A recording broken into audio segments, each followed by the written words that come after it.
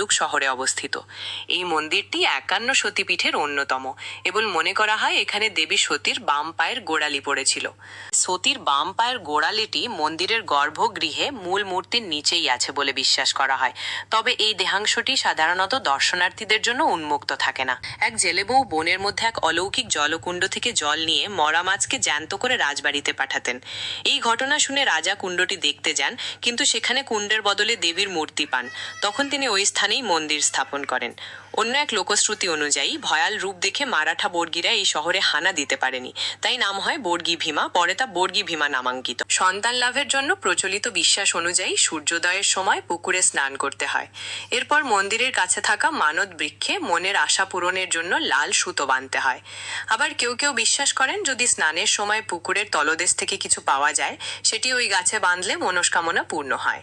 পুকুরটি মন্দিরের উত্তর দিকে অবস্থিত। পূর্ব মেদিনীপুরের তমলুকের বর্গভীমা মন্দিরে দেবীকে রোজ অন্নভোগ দেওয়া হয় এবং সেই ভোগের প্রধান আকর্ষণ হলো শোল মাছের টক। ভক্তরা প্রসাদ পাওয়ার জন্য মন্দির অফিস থেকে কুপন সংগ্রহ করতে পারেন। 7টা থেকে 10টার মধ্যে ভোগের কুপন সংগ্রহ করতে হয়। আপনার সিরিয়াল নম্বর 8670345688। এই নম্বরে আপনি সন্ধ্যা 7টা থেকে রাত্রি 9টা পর্যন্ত কল করতে পারেন, কারণ এর বাইরে কল করলে কেউ ফোন তোলেন না।